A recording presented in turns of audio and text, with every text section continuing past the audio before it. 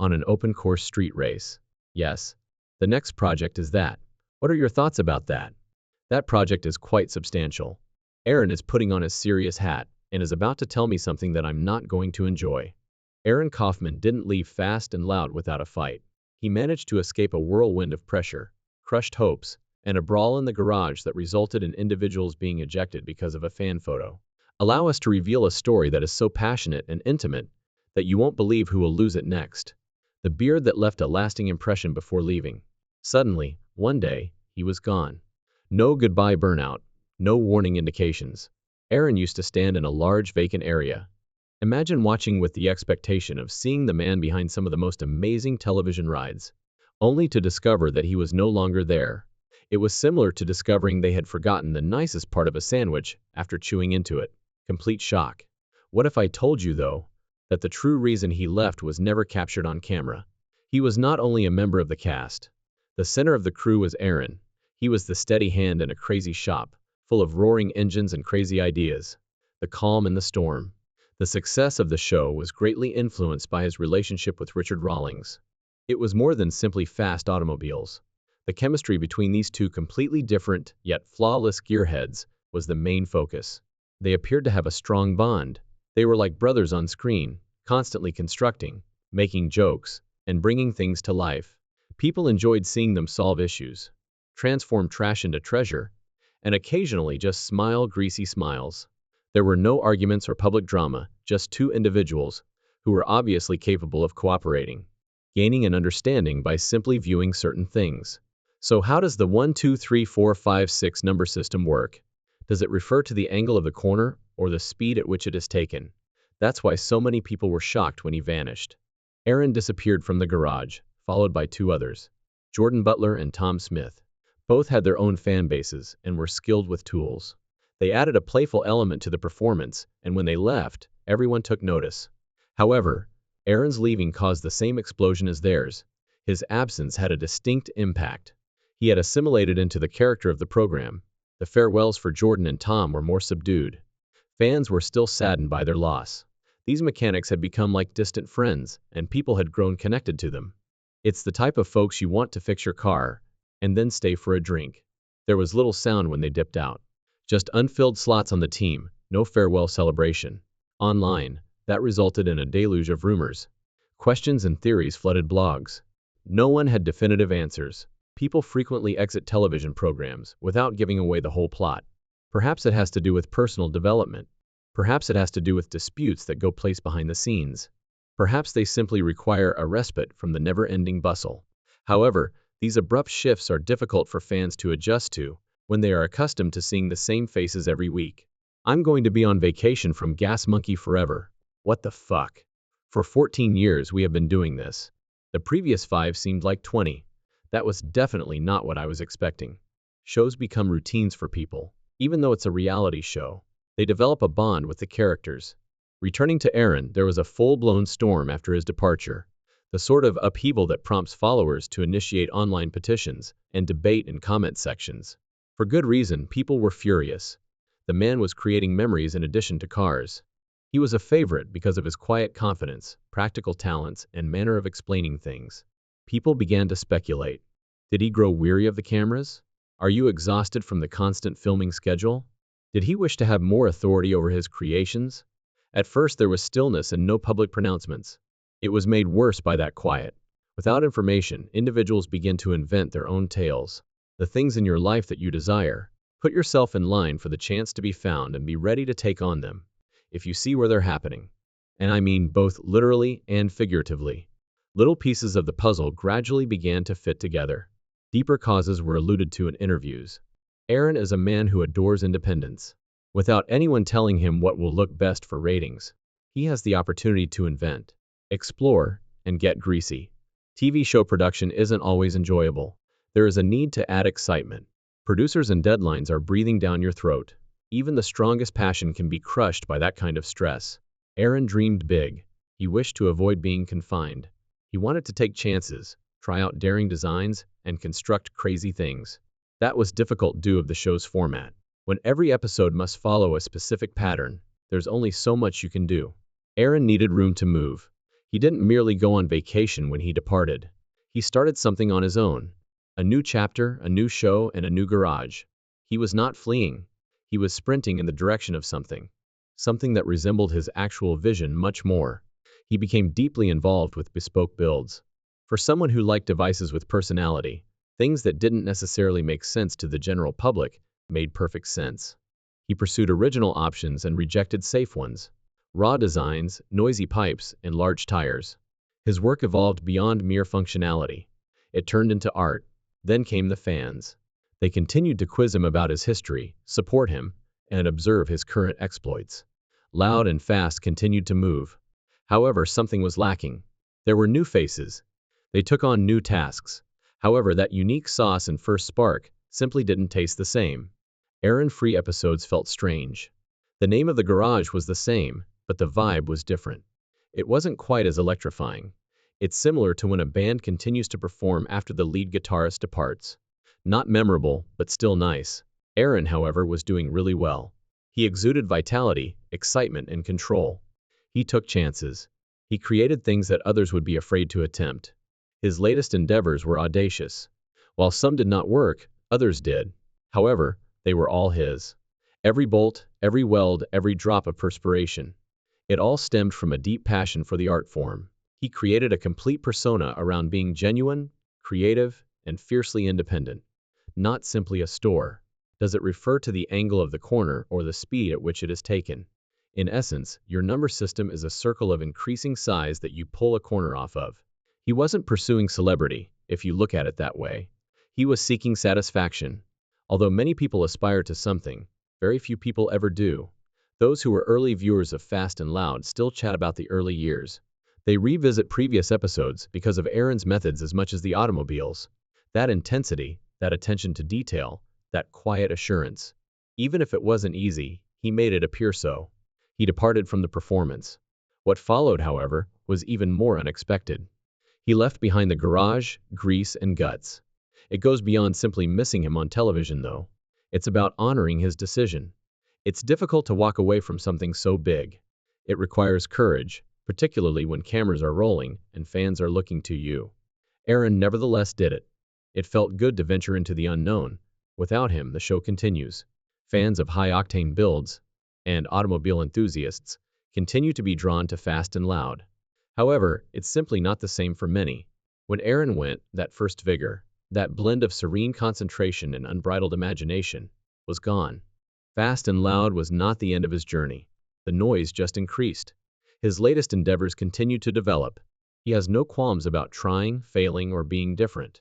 Is he ever going to be back on the show again? No one is aware. Perhaps he will. Perhaps he won't. His mark, however, is irreversible. He helped create the best version of the show.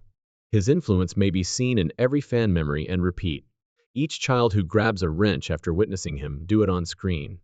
Keep your seat belted because Aaron Kaufman's post, Fast and Loud experience is crazy in all the unexpected ways.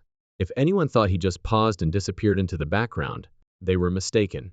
His narrative includes layers, much like a freshly constructed engine, and each section has a twist. Even the smoothest rides would tremble due to the bends, bumps, and curves. Aaron wasn't just another employee from the beginning. He had an artist's heart and a mechanic's brain. He saw more than just paint and parts when he looked at an automobile. He saw potential.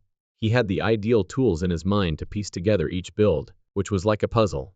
It was like watching someone draw something from a dream the way he did it. However, this dream raged like thunder, had wheels, and horsepower. To the people watching on TV, life at the Gas Monkey Garage would have seemed like an endless party. Loud engines, alcohol, high fives, and laughter were captured on camera. However, not many people noticed what was underneath all of that noise. Regulations, due dates, and stress. It wasn't a garage where imaginations were free. The schedule governed everything, more like in a factory. There was a deadline, a checklist, and a producer keeping a close eye on every project. Aaron didn't always fit inside that box because of who he was. He first cooperated. He welded frames, tightened bolts, and grinned at the camera. But eventually he began to feel itchy all over. Every time he wanted to try something new and was informed it didn't fit the plan, the ache got louder. His goal was to shatter molds rather than adhere to them. He saw every car as a canvas, but he could only paint safe options on it. It wasn't a big outburst that pushed him over. It resembled a protracted accumulation of annoyance. Imagine being surrounded by speed-loving individuals who are unwilling to use the back roads. Nothing except straight lines every day. I will not compete with you. And it was successful. After that, I started working for what was briefly the Hack Shack before becoming Drop Zone for a number of years. Aaron's interests extended beyond drag racing. He desired risks, stories, bends, and bumps. The turning point was one of the buildings. It was a race against the clock for the team. Intentions were boiling in the desert like a radiator. Parts were not showing up on schedule. The final product felt like a ghost of what it could have been, and the vision was becoming diluted. Aaron glanced around, then at the car, and finally at his greasy hands. He realized then that he couldn't continue in this manner. After gathering his equipment, he left without waiting for a round of applause. With a storm in his chest and oil on his shirt, he said farewell quietly without making a huge speech or pointing fingers. After that, the garage felt different. Fans took note. They began to inquire about the whereabouts of the bearded magician. To the crowd, he was more than a mechanic. The heartbeat was him. Things felt less genuine, more polished, and colder without him. Richard Rawlings was left with a lot of questions and an empty chair. Together, they had experienced a great deal. Legendary builds, road trips, and hard deadlines. Losing a limb was the sensation. He wasted no time. It was more than simply a dream to open his own store. It was a mission. A store where no one stopped at the red lights of convention, and ideas flowed like gasoline. He assembled a group of people who recognized that true artistry is not achieved by taking short corners. They created vehicles that did more than just move. They related tales. Every automobile came to represent Aaron's values: freedom, purpose, and individuality. You could see his fingerprint in every inch, every curve, and every corner of the vehicle. Whether it was a sleek street beast or a tough off-roader, the store was more than just a place to work. It was a wrench-wielding uprising. Aaron discovered a rhythm that seemed natural away from the attention of TV sets and predetermined stress. Naturally, things weren't always easy. Managing budgeting, chasing down parts, and even making difficult decisions are all part of running a business. But because they were on his terms, even the difficult portions felt better. Something unexpected happened back at the old garage as Aaron was starting again. Aaron's audacious departure. Let's take a brief detour to examine another narrative that contributes to the overall picture. Aaron was paving his new lane back at Gas Monkey Garage when something occurred that caused people to whisper in every area of the automotive community. There was this one occasion when someone stopped by. The man only wanted to see the sights because he had a lung condition. After surveying the area and admiring the buildings, he requested a picture beside Richard's cherished Rolls-Royce. One of the team members, Tom, saw no damage. A picture appeared innocuous. The man simply stood smiling next to the car without touching it. Click. Completed. However, Richard became enraged and went into full storm mode, yelling and stomping. Tom was taken aback. He believed their purpose was to please fans. Wasn't that what they were told? To instill a love for the experience, the builds, and the brand. Richard, however, had a different perspective. That vehicle was more than a piece of equipment. He treasured it. And someone had gone too far, in his opinion. Tom resisted. With words instead of fists, he defended his moral convictions. Another teammate, Jordan, supported him. Their case was not strengthened by that backing. An argument was not what Richard wanted. He desired compliance. Jordan and Tom were both gone before the end of the day. They weren't idle licking their wounds. They started a project named Misfit Garage. It was more than simply a catchy moniker. They paired up with people who shared their tales, and it was a badge. A way of saying, we might not follow your rules, but we're going to build anyway. Talented and hardworking builders who only needed a platform. Meanwhile, from the window of a recently opened store, someone observed everything. They realized that it wasn't unusual to feel out of place. However, they created something where no one had to, rather than making a fuss. There were just people who liked building, no suits in charge, and no deadlines set for drama. The rules weren't always followed by the machines that came out of the garage. Some were ferocious, while others were just plain strange. However, none of them could be forgotten. They demonstrated that making something iconic didn't require cameras. All you need is a goal, a few tools, and the guts to pursue it. I hope that works out because I don't do these. However, the unusual we are discussing is Damon's 12.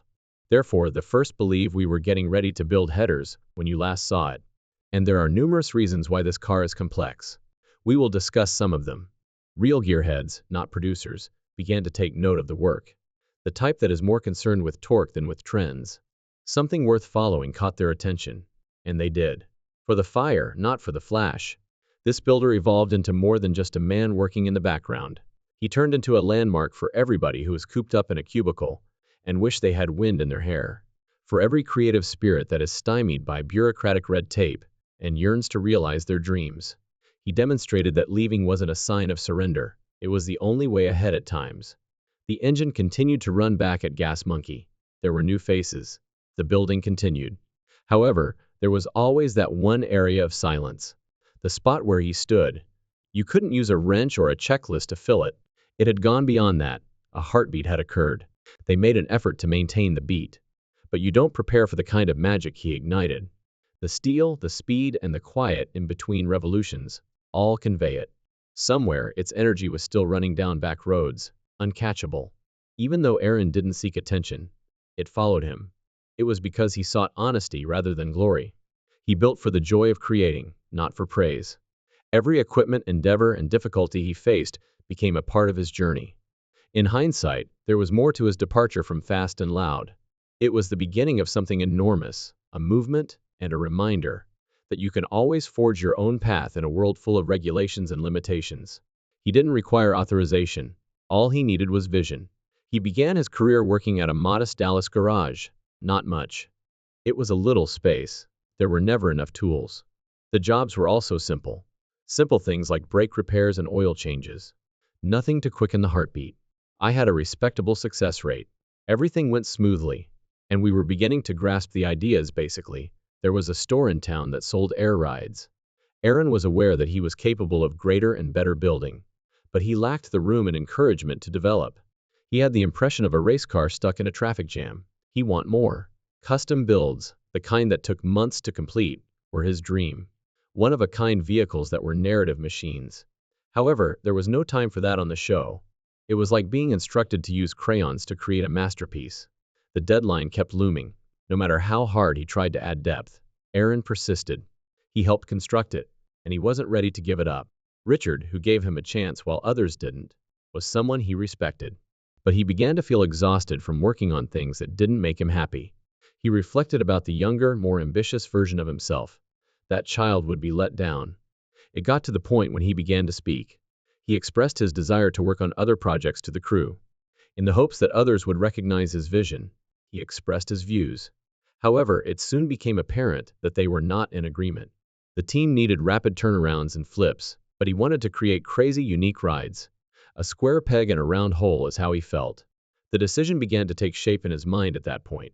He had to get out. It wasn't easy to leave, though. He had a reputation, had acquaintances with whom he collaborated, and had supporters in the form of fans. He didn't want to turn and leave.